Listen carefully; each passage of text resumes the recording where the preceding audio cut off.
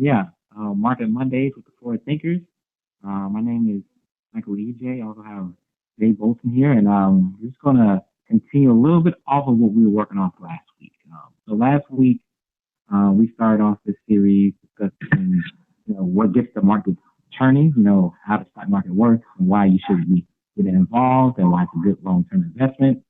Um, and then we wanted to go a little bit more to our specialties this week. For me, I do some trading, but I am more of a long-term investor.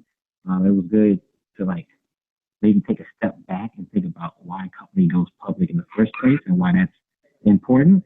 And Jay's definitely more into trading, and he's going to give you a little bit more on what he looks at when trading, and just the basics of technical analysis, and he'll discuss that a little bit more um, later on in this presentation. So just go ahead and get started.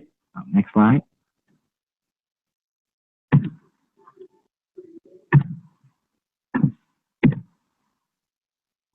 Okay, the evolution of a public company.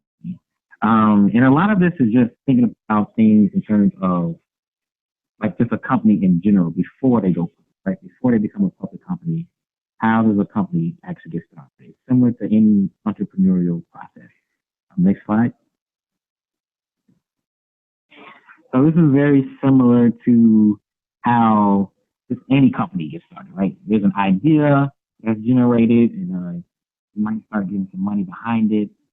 Try to find demand, see if it works. Initially, uh, you improve the product, right? Try to actually improve the product, make it better for customers, and then you scale. You have to try to scale the business to where you can live, improve the product, and then some. And then if you are really successful, if things really work out, and I mean by that is one day your company can potentially be $100 million revenue annual type of company. That's when you think about going public. If you're running a much smaller business, it's not that big of a deal. But once you're able to bring in that kind of bread, then going public is not a bad idea. So next slide.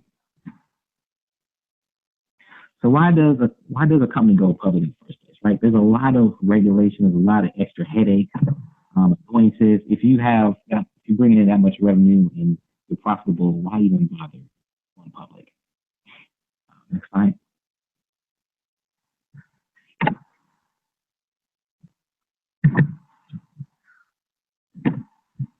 Oh, next slide.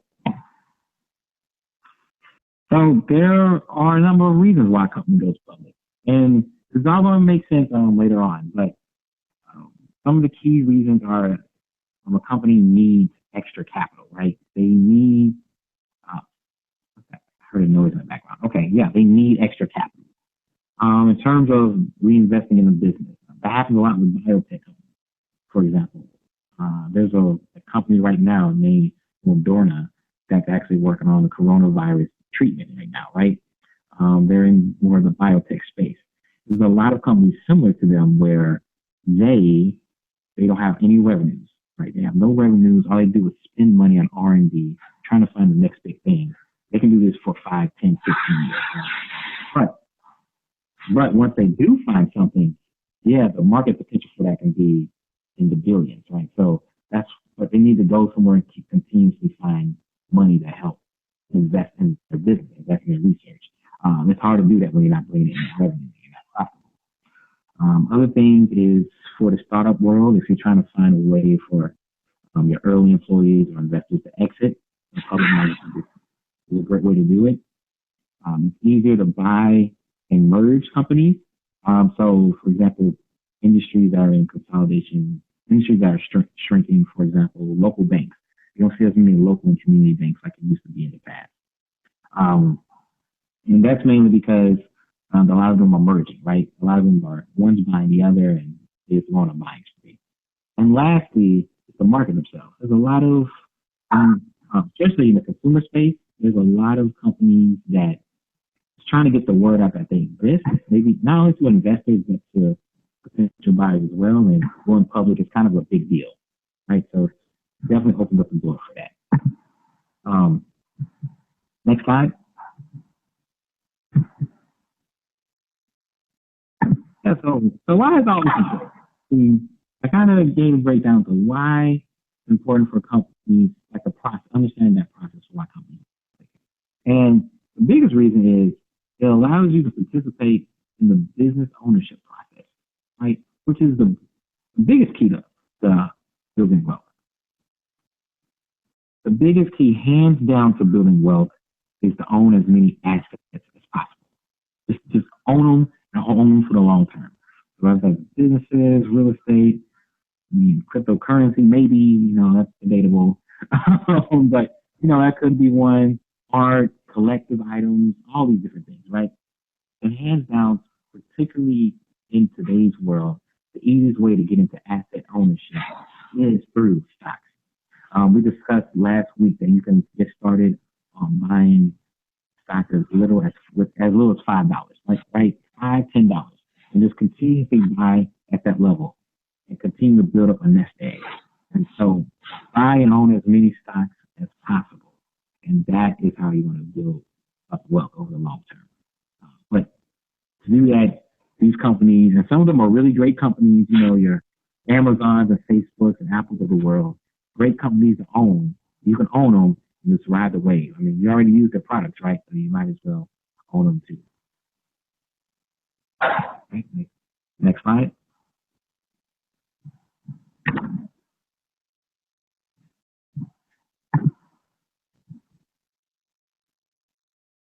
Okay, and with that, I'll pass it over to Jay so he can dig in deeper on technical analysis.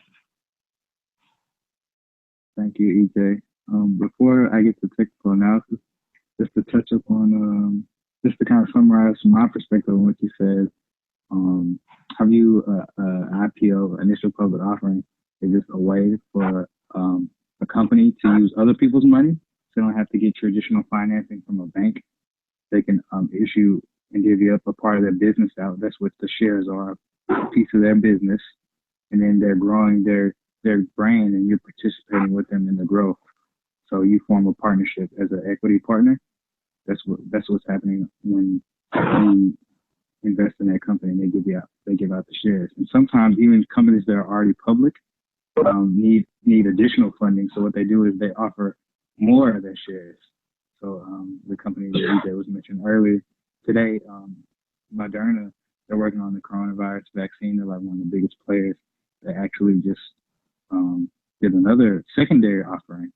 So that essentially they're raising more money. So they raised like about $1 billion again because they need more money to, fastly produce that vaccine.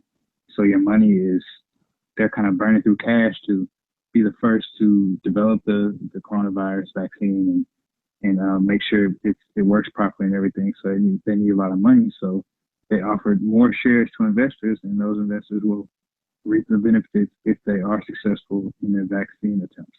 Mm-hmm.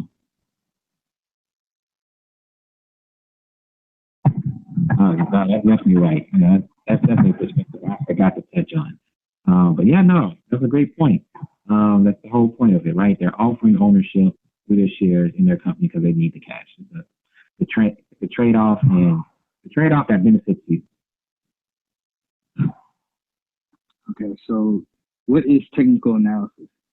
Technical analysis is the study of real-time buying and selling, or supply and demand, of the stock market through candlestick graphics. Can I get the next slide, please?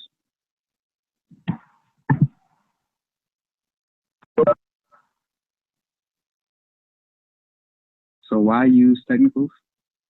Technicals allow stock market participants to view human behavior in real time and keep them educated and informed on decisions regarding their investments, drowning out all the noise from the media, whether it be CNBC, New York Times, Twitter, your uncle, your mom, your dad, telling you don't invest in this stock is the greatest thing in the world. Nike's going to go down tomorrow. McDonald's going to go up tomorrow. The chart will tell you. It will give you a good idea and a good basis of what you need to do next with your investments. And so continued technicals form a clear, time-tested patterns of human emotions, fear and greed, particularly as we were talking about last slide, our last Market Monday, how fear and greed dictate the market. So when a lot of people are fearful, all the stocks are going down, and everyone's telling you to sell, sell, sell, sell, sell, and it's driving the price down into a place of demand or a buyer zone. I'm going to call demand buyer zones, and I'm going to call supply selling zones. So all that fear is pushing the stock price down to a buyer's level or a value add, a value price to you, something that you would use, something that you would like to buy the price at. So when I think of stocks, I like to think of like, would I rather buy a pack of gum at 2.99 at a gas station or go to Walmart and pay 1.17 for it?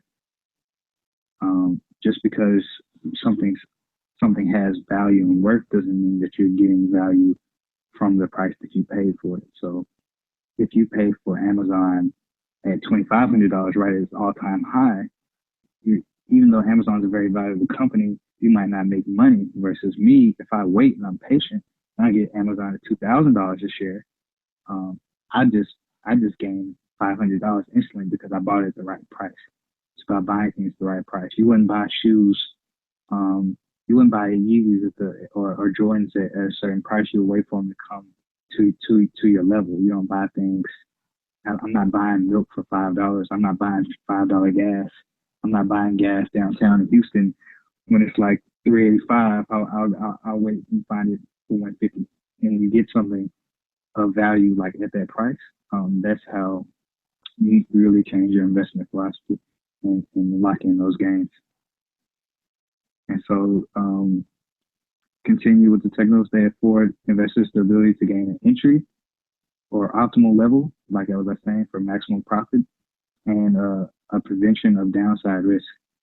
So if I know Amazon might be getting into overvalued territory here at the price it's at, I can limit my risk by waiting, just being patient. Just say now is not the time to buy the stock. It's very simple. Now's not the time to buy the stock when it's up 50%. You know, when it's up, when everything's up a lot, and you just learn this by looking at the one way. I always look at the 52-week high and the 52-week low. So that's in a 52-week period, the highest the stock has ever traded and the lowest the stock has ever traded. You don't want to buy at the high, and you want to buy more towards the low. Um, for longer term holds. You know, imagine getting a pair of $300 Nikes for grabbing them for $100.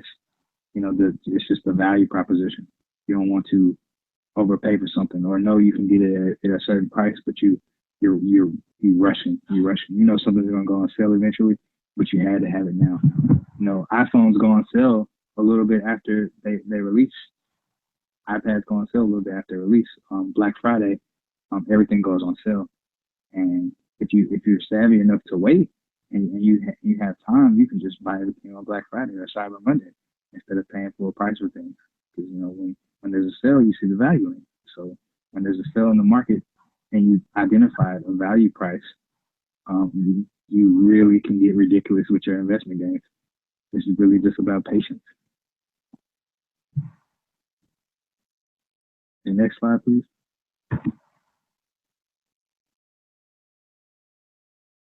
Okay, so what is a candle? A candle represents price movement on a stock market chart and explains everything to the investors they need to know going on in real time.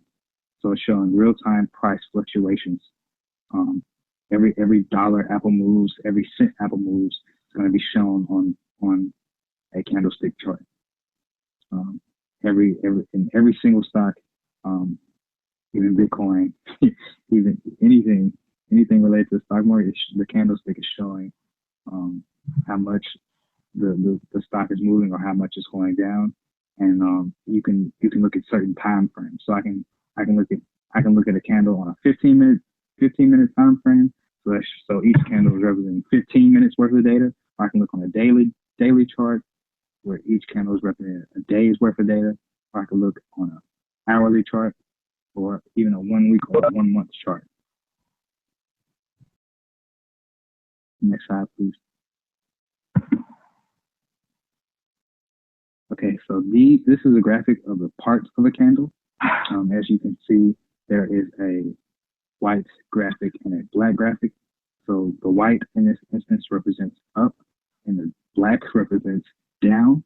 And typically on candlestick charts, you will see green, and green means buy, green means good, green means great, green means money, and red means death, blood, destruction. That's how you should think about your candlestick charts. And just in general, green means up, red means down. So if we analyze these charts further, if you see these two long lines, what I like to call wicks, they're called candle wicks. So just like on a real candle, it has a wick, and then you burn it. So these are the two during the day. And thank you for highlighting that for me. During the day, this is the highest the stock price is going in the day. If you would get up there, that's the highest it's going in the day. And if you go to the lower one, that's the lowest the price has been in that given day. And then the open, so that is the body of the candle. So the body is the actual thick part. It shows it's the whole body. It's like a torso. And the open is down there because I said that was a green candle, so it's going up. So imagine the stock market opens at 8:30, and then by 3:30, if you go to the close, the price ended there. So from 8:30 to 3:30, all that price did was go up and up and up and up and up. And if you go to the other black candle or the red candle, that is typically going to be, it's just the complete inverse. So the stock opened up at 8:30, it opened up higher, and then all day it dropped and it crashed. Just death, destruction. You would just, if you were in that stock, you would feel very bad about how much money you were losing, and just how you're feeling during that day because you were on the wrong side of the momentum or the direction of the market. What technical analysis does and being able to understand these charts is it allows you to get more right than you get wrong. So they're basically the inverse of each other. A green candle is going to be the complete inverse of a red candle. So just to repeat again, the long bars are the highs and the lows on a given day. And the body, the whole big body, that's just representing the majority of the stock price movement during the day. And on a red candle, it's going to open higher and end lower. And on the green candle, it's going to open lower and end higher.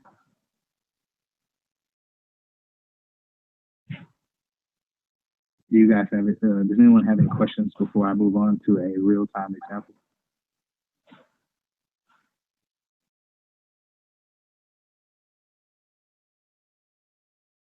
Quick question, Jay. Quick question. So on the, I guess the negative candle, the red candle, where it says high, is that where so it opened above and then it went, that was the high for the day, but then it ended up dropping? Yeah, that was the high of the day. Gotcha. Okay. And it's the same for both? Yeah, it's the same for both on the wicks. There's always going to be a high of the day, low of the day. Gotcha. I have a question. In between the high of the day and the low of the day, how would I know when is a good time? How would I know when a candle looks good, I should say? When it looks good. Okay. So, like now that you understand the concept of the candle, it's not going to just be one. It's going to form a pattern. And so like they'll stack on top of each other. Like you would know, like, let's say we're thinking about a lower time frame. So let's say we're thinking about like 15 minutes or an hour. You would see like 3 green candles in a row because it's going up straight for an hour. So you might say, all right, let's use Amazon, for example. Let's say Amazon is trading at $2,300.50. Jay, and let's say, would you like to go to the next slide to show them a real-time example? No, not yet. Okay. I'm gonna get there. Let's say that Amazon is trading at $23.50 for like 15 minutes. I can use that as my basis of risk. And then let's say I know during the day, like the wick, because the wicks told me this on the high of the day. Let's say the high of the day is 23.45. So let's say the high is $45 higher. So theoretically, I have $45 I stand to gain, and I know I'm not risking too much because where I'm entering the stock. I think it'll make some more sense when I show this real time example, but that's the premise.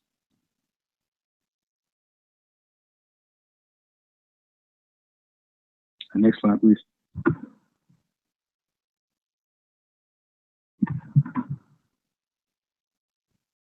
Okay, this is a real time example of Visa, and this is about a month's worth of data on this chart.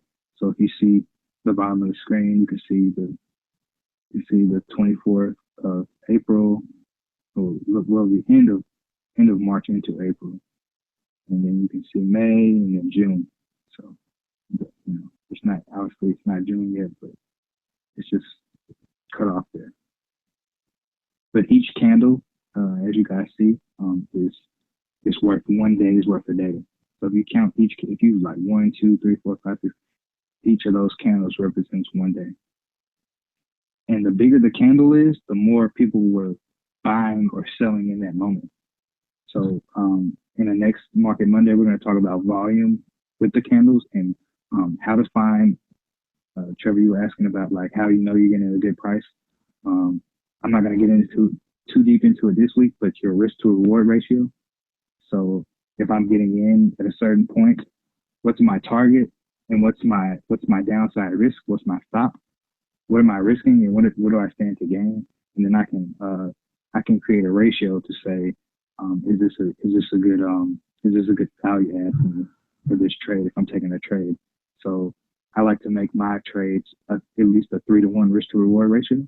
So am I willing to risk $1 to make 3? Am I willing to risk $100 to make 300 or $1,000 to make 3,000?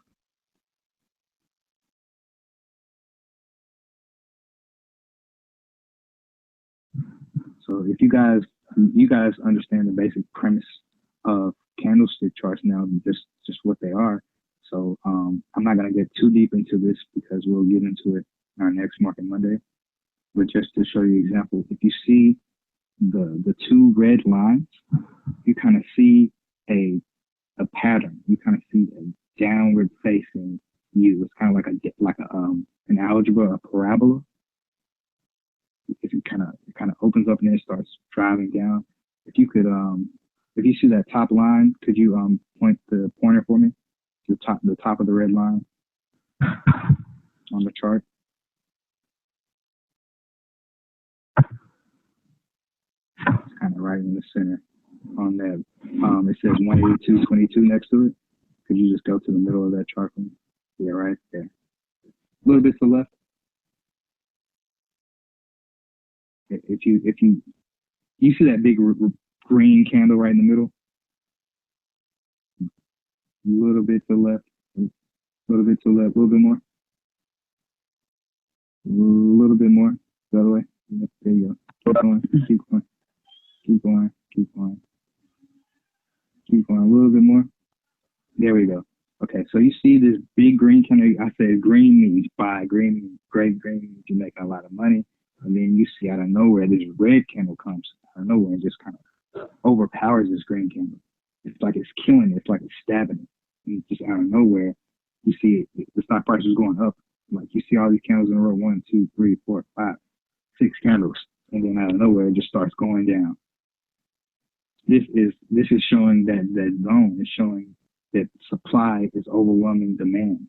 So you see a lot of sellers because greed drove the price up. Demand drove the price up. Everybody was greedy in Visa because they were like, oh, we want more Visa. Everybody's swiping their credit cards. Visa's going to make unlimited amounts of money. And then it gets a little extended and starts to drop. And then in contrast, if you go to the blue line in the middle, blue lines, you can see all that. You can see all that from all that supply up at the top. You see red after red after red, like 4 straight days of red. And it comes down into this demand zone to where you can start getting greedy again. To where you know, all right, I'm getting a discount. This is on sale. Visa is a great company.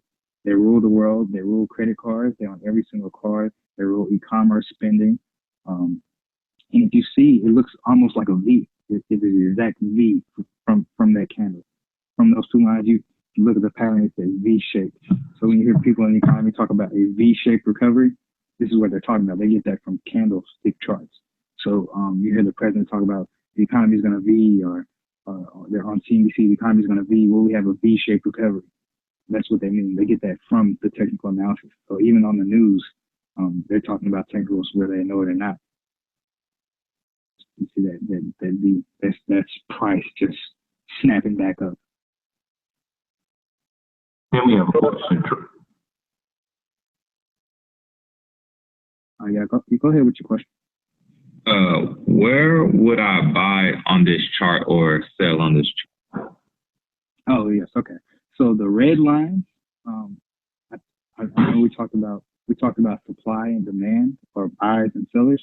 So the two red lines from 176.85 to 182.22, that was the actual stock price of Visa at the time. Those represent an area of a target where I want to sell my position or get out of Visa. And the blue lines from 159.06 to 161.91 represent a point where I want to buy. I know I'm getting a discount. I know I'm going to sell, and into that red zone, I'm like, it's getting a little pricey. Like I'm not paying $5 for gas. I'll wait. I'll wait for something to happen to make gas go down because I know that it's really not worth it. Like that it's trading at extreme. So it's basically saying in both of these instances, the stock is trading in extreme. It's trading in extreme amount of greed or extreme amount of fear.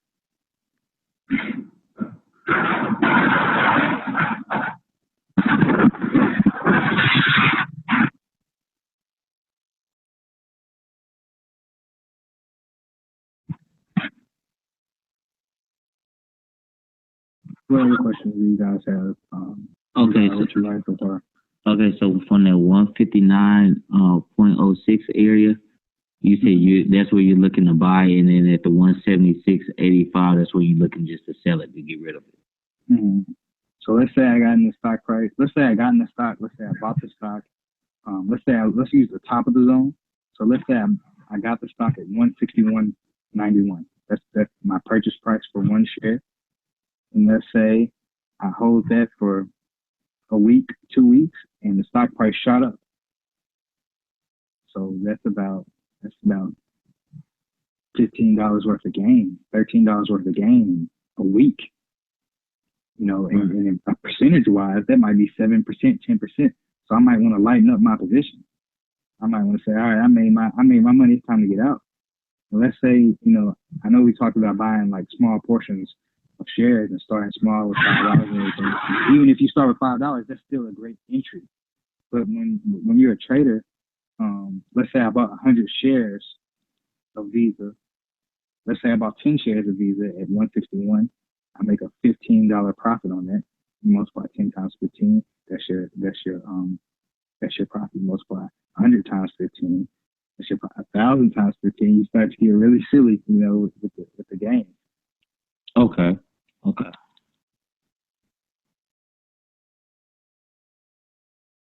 And this is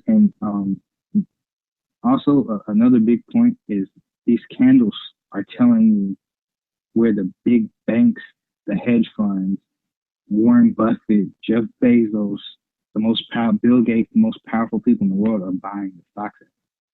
It's not just like me and you with our little, $1,000 can just move a stock price. A hedge fund, an institution, Harvard's endowment fund, PSA are actually moving these charts. Brandon and EJ can attest to this. Institutional investors are moving this, like not what we call retail traders or novice investors who just have a little bit of money for and who are trying to make money. This is going to be for an endowment fund or a pension plan. And they what they do is they like these at a certain price and they drive the price up with all their money. So they might put $1 billion into one stock position at a time. So when I said, imagine putting 100 or 1,000 shares, imagine putting $1 billion at 161 and then that $1 billion going to $1 billion of stock at 161.91 and then that $1 billion of stock going to 176.85. You just made a lot of money in a short amount of time.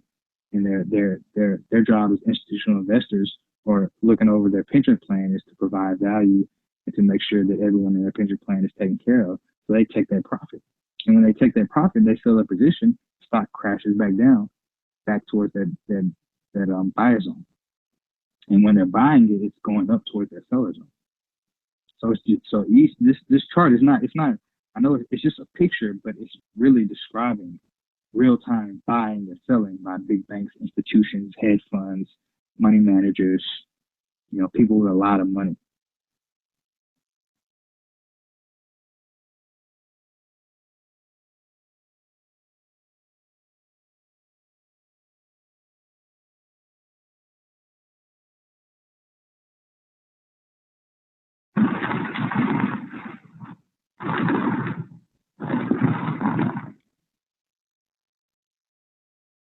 Did anyone else have any other questions? What establishes the blue line, like 159 to 161? What establishes that price? Why can't I get it lower than that? What makes that section great to buy at? So the blue line established a value price, and the reason the stock is not going lower than that is because the big banks, the hedge funds, people like Warren Buffett are buying it there. So all we're doing is following what the big banks are doing and following what the hedge funds and the institutions are doing. So if they like it at 159, and that's like a dollar to them, it's like a steal. It's like they're stealing something. Mm-hmm. The stock price won't go lower than that. It won't go lower than 159. You're not going to get it that low because they like it, so they bought it up. And when they bought it, it shot up to that 176 level. It's like if you see your favorite shirt on sale, it's normally $40, and they have it on sale for a short period of time for $10. There's not going to be any more shirts left because everybody bought the shirts at $10. Mm-hmm. And then the next time they get to the shirts in stock, it's going to be $40. Mm-hmm.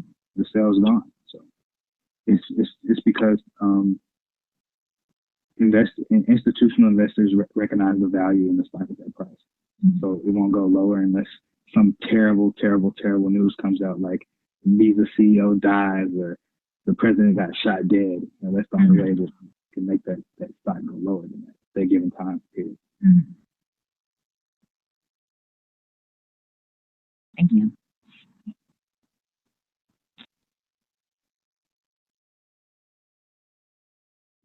Trevor, we're going to talk about this next week on Market Mondays, but just to put this in perspective, let's say I have a target. So my target on the stock is the top of that zone. That's where I know all the institutional investors are getting out at 182.22. I know Warren Buffett says I'm going to take my profit here, for example. So 180. If you guys have a calculator, could you do this for me, or a pen and paper? So 182.22, that's my target price for the stock. And my entry for the stock was 161.91. So could you do 182.22, my profit area target, minus 161.91? That's where I got in the stock. And that will be my reward for my potential profit for where I want to get out. So my reward and my risk to reward ratio. If you minus those two, if you minus 182.22 minus 161.91. So thank you, James. It's $20.31. That is my reward. That's what I stand to gain from entering into the stock. Now, if you would do 161.91 minus 159.06, 159.06 is what I stand to lose. That's my risk. 161.91 minus 159.06. That's what I stand to lose from being in the stock. So someone can do that for me too. 61.91 minus 159.06.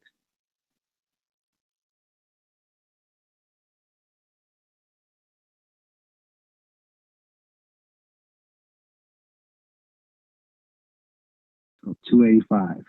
So 2031, my reward, my profit target, minus 2031, my reward, my profit target, divided by 285, my risk or my stop, my exit. I was wrong on this. I was wrong about this trade. That I missed something. Some negative news came out that I couldn't have foreseen. 285. That's my risk. I divide 2031 divided by 285. And, please give me that number.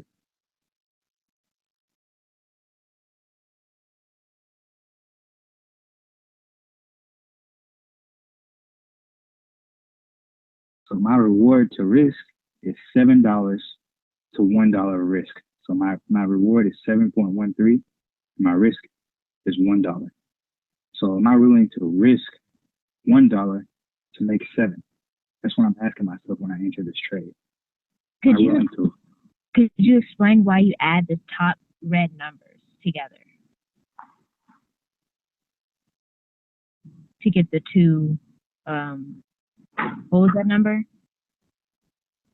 If I didn't add the top red numbers together, my Yes. target, my profit target, my target for the trade where I want to get out of it, I know Yes. I have this idea in mind already.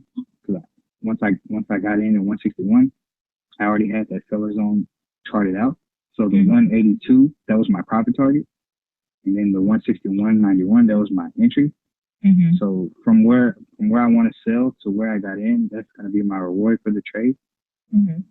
And then from my entry to where I could potentially get out of the trade, that's going to be my risk.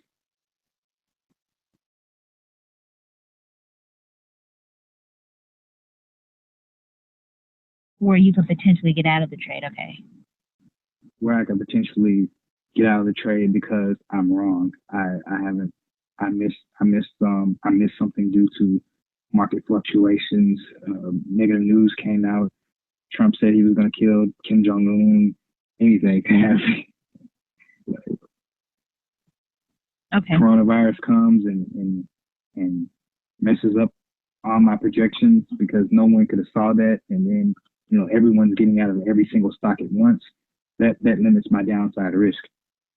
So that $2 is better than it coming down to my next potential target, my downside target of 150. So I lose $2 instead of 10. Right. Okay. And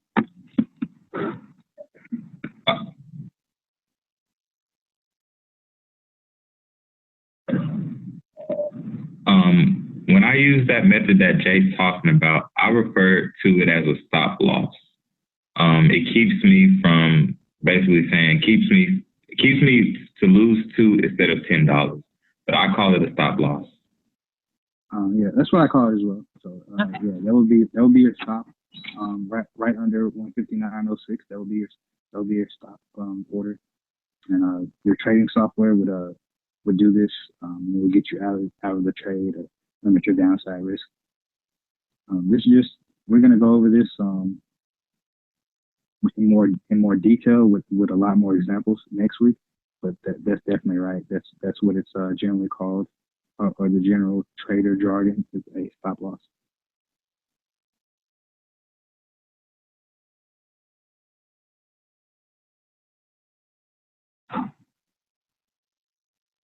Anyone else in the chat have anything?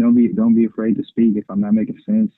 If this sounds like mumbo jumbo, I can break it down in a different way. Hey Jay, Just let me know. one of the currency traders, forex traders, told me one time about a W, something about a W. I guess it's like some pattern that traders look at Can you identify one of those in this chart, or do you not look at it that way? So it hasn't formed yet in this chart because we kind of saw that V that we were talking about, that V-shaped recovery. That's like the main pattern I'm looking for to buy, and the main pattern I'm looking for to sell is kind of like the U, that upside down U. But let's say, just for instance, you see the big V where I had my blue lines charted, right in the middle, smack dab. If it went straight up and then it tanked again, it made another U and then it went up again, that would kind of make a W. So if I had like a pointer or something on here, I could make a W, but it would be the stock price coming down again, and then going back up again, and it'll make a W. It would make like a letter W on the chart. You will be able to kind of see it. Gotcha. And what about like drawing trend lines and stuff like that? What do you think about that? They're great. I think that with charting and trading, you kind of gotta crawl before you can walk, and they serve their purpose. And basically they work. And we'll get into them in another Market Monday. But yeah, they definitely work, and they kind of show, if you were to draw a trend line on this chart, you can kind of, for the most part, after that 161, you could draw a trend line up, and these are pretty much, we're just going up in a straight line for about like 10 days. Gotcha. And so let me run this by you. I think you said next week we will address, did you say the volatility or? Next week I'm going to try to put everything together. I'm going to show you some more examples. So you said volume. We can go over volume, also volatility. I'm gonna have some more examples, and hopefully everyone in the chat can make their first buyer's level and seller's level based on finding that V formation on the chart and that upside down U formation. So we're gonna go over some more, and then we can look at volume, like that's just selling pressure. Even though the candlestick is showing the selling pressure, that's the red, and the buying pressure, that's the green. We can pull up the volume, and also there's an indicator called the average true range that measures a stock's volatility, which basically just shows how much Visa stock price moves in a day. So it shows from the top wick to the down wick, like how much price movement there was for a day. And the more a stock moves a day, the more you stand to gain. Because the more, if you get your entry right, the more money you can make. If I know a stock moves $10 a day, and I buy 100 shares of it, I can stand to gain $1,000 if I time it correctly. And that's when stuff gets tricky, huh? Once you start trying to time the market. Well, in a way, you're not really timing the market doing this perfectly, because you're just using where the big banks bought and where they sold. I'm following where Warren Buffett sees a value price, because he has enough money to move the market, and then I'm also protecting myself with probabilities. So I'm protecting myself because I know that I stand to make $7 more. I stand to make $7 and I stand to lose $1. So it's really a weighted probability. I'm not really just going in at like 170. Say, oh, like Visa 170. My risk to reward there at 170 is like 1-to-1. So I'm risking $100 to lose $100, to make $100. That's not really a good value proposition. That's why it's important that you want to buy at a price that you would buy something. Like, you want to buy stuff on sale. You want to buy stuff, kind of like how you shop. You want to pick stocks. A lot of the stock market is about patience. And normally each day, you'll find some type of barometer for your risk. You'll have a target and a stop loss. So it's not so much about when you do it, but what you could stand to lose from where you get into the stock price at. We'll learn more about that as we go on. But like, it's more so like what you stand to lose if you enter into the stock at 170. If I enter into the stock at 170, my reward, for instance, my reward drastically decreases and my risk increases. Does that make sense? Trying to follow. let's use that 170 level instead of 161. If I get in at 170 and my target's 182, that's less reward than it was at 161. That's about like $9 less reward, and then and that's also like a lot more risk as well, because at first my risk was only $2. I just made my risk like $9. So it's basically just a scratch. It's basically just a catch. It's basically a 9 to 9. If you divide 9 over 9, that's just 1. So you're basically just gambling at that point.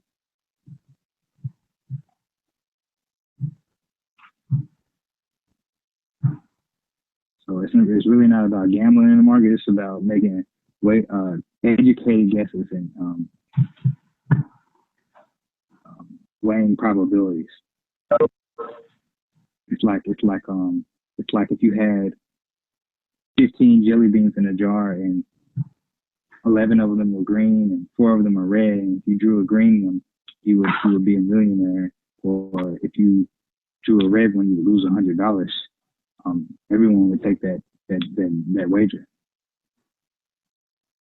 Would you say that this is more about looking at the charts and making sure that your guess is not your guess, but your moves are not just based on a guess, but it's based on the education that you see on the charts and not just luck? Could you explain like the process of it not being luck, but being an actual tool? To some people that I talk to, they think it's kind of skeptical because you go into it guessing. But I think it's important to know that the charts are what make the success. Could you like expand on that? So again, like if I get in the stock at just any price, and I don't know my reward, or I don't have a target for when I'm going to get out of the trade, and I don't have any idea of my risk or what's happening in the stock market. If I just go buy a stock at any price, you're literally gambling, unless you're holding it for a long time. But we're talking about short-term trading right now. So we're talking about short-term trading, and I don't want to be in Visa longer than 2 weeks. I need to have a precise entry and a precise exit. If I was holding the stock for 10 years, it wouldn't matter if I bought it at $200. As EJ would probably say, it's gonna go up over time. But if I'm trying to weigh my probabilities for a day to 1 month, that's kind of how short-term trading works. I need to be more precise, and I need to have targets, and I need to have stop losses to protect me if I'm wrong. So it just goes back to the two different types of investing. Long-term investing, where I'm just buying the stock and like Visa because I know it's good and I'm not checking it every day. I'm not really worried about it. I'm more so worried about where it's going in 5 years, 10 years, 2 years, versus short-term trading where it's going in a day, a week, a month.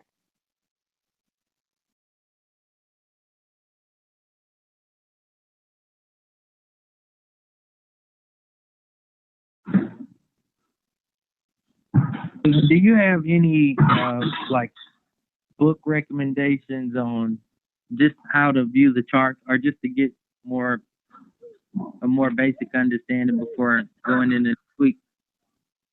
I kind of have a piggyback on that question too, Brandon, to add on. Like, where will we find the news on how to look like in the market and how the moves that are coming up and what to look for? Like, what are some good, reliable reading sources up on the market?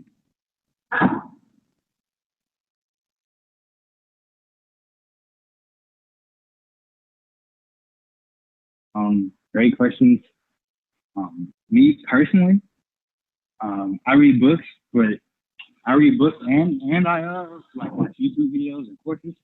So I actually learned the market, learned charting rather. By exactly what I'm showing you guys. I had a mentor, a wonderful mentor, and like the more you do this, just the better you get at it. Like if you look for that V on the chart and that upside down U, you'll always be able to chart the zones, because one thing I'm leaving out, I guess, is all this data is backward looking to a certain degree. All I'm doing is I'm saying it's like I'm looking at gas prices, and I know gas has never gone over $3.40 in Texas. So $3.40 would be an example of the 52-week high, right? And then like gas, where it's trading at right now, 155. What it's selling for per gallon. That's closer to the lower end, and the middle range would be probably like 229. So I know historically the way, because I've lived for 22 years, the gas is kind of cheap right now at 155. I'm filling up my car for under $20 a tank, versus if it was 229 or 340, it would be $40 for me to fill up my tank. But as far as book recommendations, there's a lot. But I also don't want you guys to get confused, because it can get very confusing if you go too fast. Because this was just an introductory. I was really just showing you guys what candles was, and then we'll get more into actually me charting, me drawing, putting the lines on both the seller's lines and the buyer's lines in real time, so you can see it. And once you do about 5 to 10 examples, you'll be able to do your own. But some books, if you kind of understand, or you just overly curious like me, I was kind of overzealous. I just look for information. I like How to Make Money in Stocks by William O'Neill. That's a great book. That is a great book, by the way. Yeah, that one's a great one. I own it. It's good. I'm gonna have to re up on that one. It's just a gem. There's a book that I'm still in the process of reading, called Japanese Candlestick Charts by Steve Nissen. Yeah, I filmed that. Steve Nissen. He's like the godfather of candlestick charting. He just kind of overviews, more in detail about what a chart is, what it entails. Another book is How to Trade Like a Stock Market Champion by Mark Minervini. And just but the books I started out with just investing. Like James just said, Money Master the Game. That was probably like my first book. It doesn't talk about charting. It just talks about like the principles of investing, like EJ was saying, and kind of a little bit of trading as well. It has like the legends of investing, like Ray Dalio and Paul Tudor Jones and George Soros.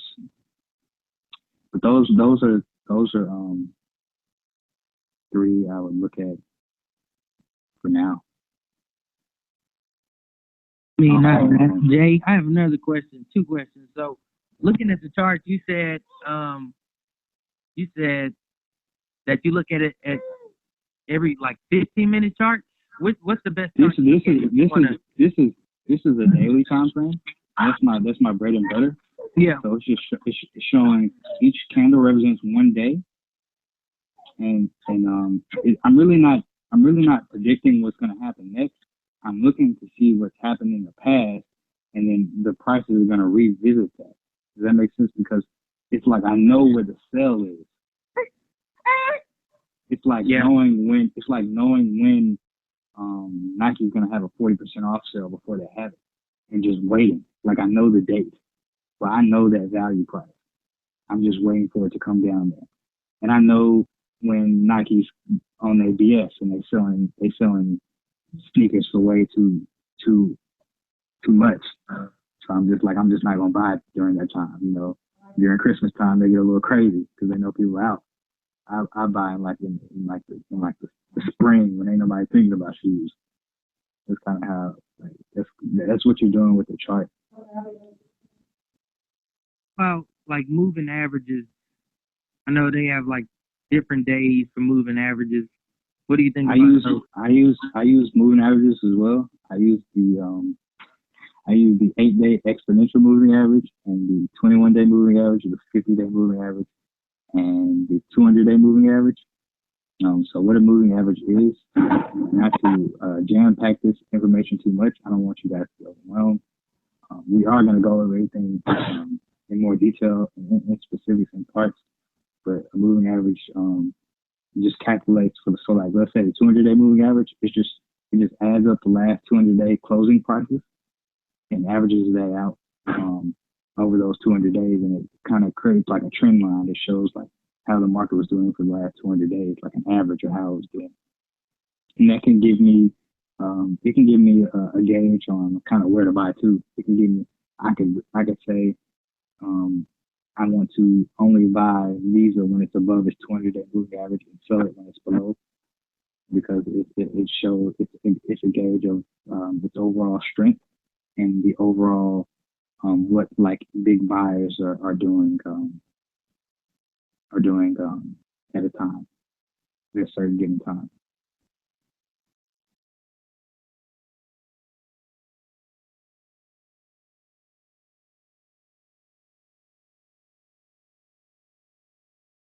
And one more example about the seller's level and the buyer's level. So if you look at the buyer's level, so that's the blue line, that's 161.91 to 159.06. I like to think of this as like an elevator. So let's say 5 people go on the elevator, but there are 5 more people and they can't go up because it's getting a little full. When 5 people go up, what happens when the elevator comes down?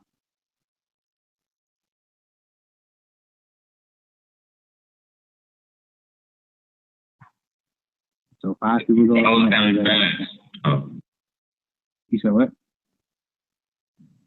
it goes fast. Mm-hmm. But like, just Get off. Yeah, what do the other 5 people need to do who are still waiting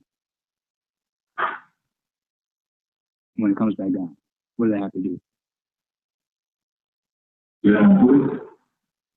Yeah, they have to get on the elevator. So waiting to get on the elevator. So they're waiting to get on the elevator while the other 5 people are going up, and then they have to get on the elevator when it comes back down. So that's exactly what's happening with the institution buying their buying power. So let's say Warren Buffett buys $1 billion worth of stock, and the stock price shoots up really quick, but Ray Dalio and Harvard's pension fund and EJ got 100 million and he want to buy some stocks, but you know the stock price shot up because Warren Buffett bought it, so it shot up too quick and they couldn't buy it at that price. When it comes back down again to that price, they already have those orders waiting, because it's like, I'm waiting for that 40% off sale. I'm waiting to get Visa stock at this value price. It's on sale. So those orders just sit and wait in the system. So that's why the stock price jumps from that particular zone. And then let's say from the same token, once you get to if you're on a one building to a 24 building complex, once you get to the 24th floor, everyone gets off. So once Warren Buffett makes his $1 billion and he doubles his money, he gets out. He just wanted to double his money. That was his goal, and he gets out. And then the stock price comes down, and then more people buy it when it comes down to the buyer's zone. And once it goes back up, EJ makes his money. I make my money. everybody that you told about this stock makes their money, and then they get out, and once you sell your stock because you're locking in all those profits you made, it tanks again because you sold it, and you're creating selling pressure for the stock.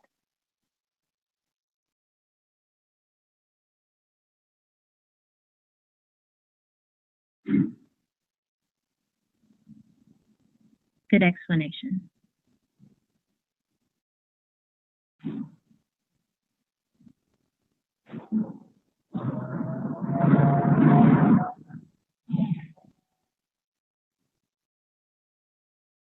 Any other questions? EJ, you have anything to add? We can talk about something else besides charts. You guys have any from last week? Did you buy anything after me and EJ's presentation? Do you have anything on your watch list or any stocks written down that you would like to buy or that you're interested in that you want to go over or hear our thoughts on?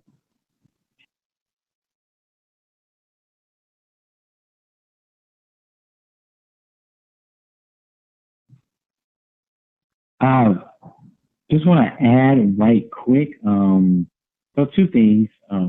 One is this is actually very informational, especially looking at things from a supply and demand perspective. That's the way to do it because there are some people out here trying to teach technical analysis that don't know how they do it.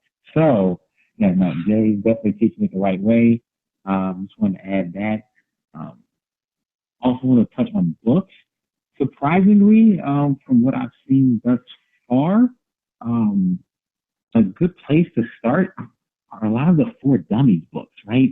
They're actually not bad. They're not bad in terms of content, at least getting the broad basics. So I'm guessing they have one on technical analysis. I know they have one for sure on just stocks in general. Maybe fundamental analysis, which I'll actually intro and actually get a lot more into next week. That's a good one. And also, in terms of stocks, I do have one that recently came on my watch list, and I actually just wrote about on Thinking Alpha, which is a website where you just discuss different stocks that you're interested in or want to learn more, like how other investors are looking into. I don't know if anybody's ever heard of this company. It's called Dexcom. The ticker is DXCM. What the ticker is? I love Dexcom. Oh, you love Dexcom. Oh man. All right. Okay, we gotta believe that. I got a whole medical devices like list. Oh yeah, no, Dexcom is great. I just learned about them. Actually, you might know more about it than me. I barely just learned about it in a week, but no, it's an interesting like medical device. In longer term investing, you definitely want to think about things that have like long term waves or like long term growth trends, and something that's like innovative. Like I totally believe in investing in innovation at the right price. I believe doing it at the right when the numbers look right, but try to find innovative companies out however you can. Dexcom is in that list. They've created a device that helps with essentially with diabetic patients. Instead of, I don't know, I'm pretty sure either not you have diabetes, or somebody you know have diabetes. You know how they stick their finger usually to check the glucose levels. It's a painful process. It gets very annoying. Dexcom's coming with a solution to where you like wear the device like on your stomach, and it's a small device and it's continuously managing, like looking at your glucose levels. It's very, very like unique. You don't have to prick your fingers anymore. They're coming out with another device that's slimmer, cheaper, because it is kind of expensive, especially if you don't got insurance. Yeah, definitely a stock that I just added to my watch list. It is a little expensive for me right now, but I might just do it. And where can you get the Dexcom product? The ticker price, the ticker for the stock is DXCM. And again, just from last week, as we discussed, a ticker is just an abbreviation for a stock price, just so they don't have to, name out the whole thing. It would look weird with whole names scrolling across the screen. So it's CM. You can buy that on Cash App. You can buy it on Stash. Maybe not Stash. You can buy it on Cash App. You can buy it on, Fidelity, TD Ameritrade, Trade Station, any of those platforms. Some other companies that I've been looking at in the healthcare space, since you're talking about healthcare, kind of, I like Teladoc. Ah, okay. All right. No, that's a good one. That's something I want to buy if I'm my innovative company list. It's basically it's kind of like doctor on demand, telehealth. So you don't have to go to the doctor. You kind of FaceTime your doctor. They're going to be big where everybody's staying in the house and quarantined. And I think that's kind of where we're shifting in the future. You don't have to go to the doctor physically to get a small prescription for a cough, or you cut yourself and you need antibiotics. You don't feel like driving, or especially for older patients, just to get their medications and everything. Also, that's going to be big, and it's not just crazy expensive, at least price wise. Maybe value wise, or fundamentally, it could be getting a little pricey. But if you look at the chart, it's kind of in a seller zone, and it kind of like dropped today. It should keep coming down a little while. So it's interesting. It's getting interesting. And you can look at Dexcom, since we were talking about it. Over 5 years, it's grew 516%. So if you were in that stock for like the last over 5 years, you would have 5x your money. So that's kind of the power of the stock market. Had you held that stock 5 years ago, it'll be worth 5 times more price-wise than what you bought it for. Another company I like is DocuSign. Yeah. I like Beyond Meat. That's going to be big. I have a whole innovative company to do it. Do any of you guys have any stock that you were looking at after last week?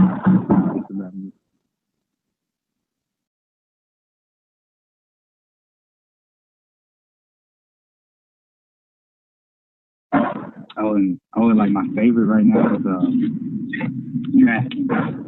It's actually kind of cheap price wise. I think it's going to at least $40 this year. It's about 28. So. DraftKings. I don't know. That's DraftKings. And DraftKings, that's with the football and everything. Yeah, right? sports betting. I'm actually already up 103% on DraftKings just this year. And I wasn't trading the stock. I just believed it. I bought it, put it in my IRA.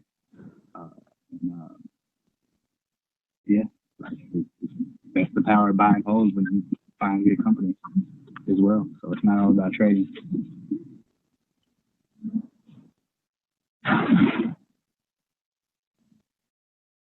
And what was the other company you said that was on your watch list as well? I think it started with a B.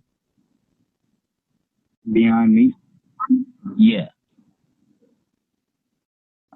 What's that about? Beyond Meat is they're the vegan beef patties, and they have sausages, and they're kind of growing their footprint. They're in Dunkin' Donuts. You'll see them, and I think they have a deal with Kroger's, and they a deal with Starbucks. And there's like talks of like getting in some McDonald's maybe, and with everybody just trying to eat a little bit more healthier. I don't know if I'll ever be fully vegan, but I'm willing to like eat it like once a week, just to not have so much meat in my system.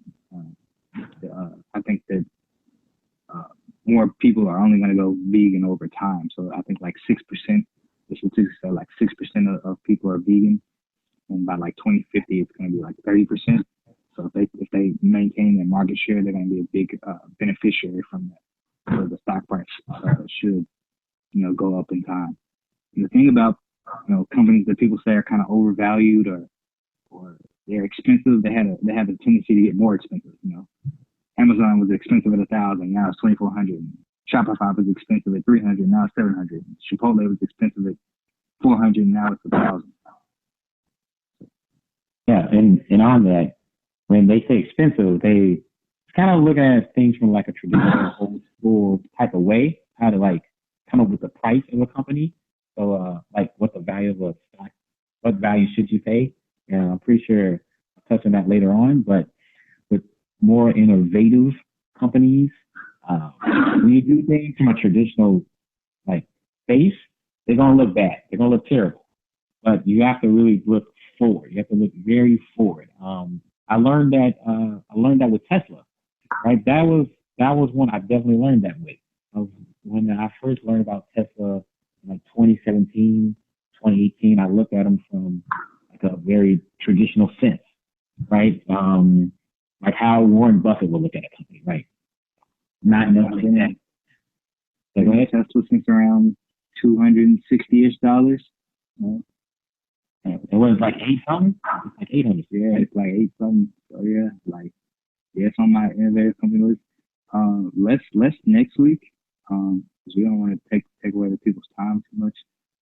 Let's each get some of our innovative companies and just throw them on the slides, and we can kind of talk about them each week and why we think they're gonna be good for the future. And then just like people can ask, as they get more comfortable, ask more questions and ask us questions about specific stocks that they're looking at. Yeah, sure. We can add that. No, that'd be a good add-on. Add that on to the end. Another stock, just because they report, I think it's Friday, Alibaba. They're like the Chinese Amazon. They're probably going to kill it. Stock's probably going to 220 plus this week with 215 right now. It might be a good short-term trade, but all the Chinese companies, the other e-commerce companies have done well. And Alibaba is the biggest. They're like the Chinese Amazon. So it's only $200, like $215, and Amazon is $2,400. Compared to its growth, it's a good value to an extent.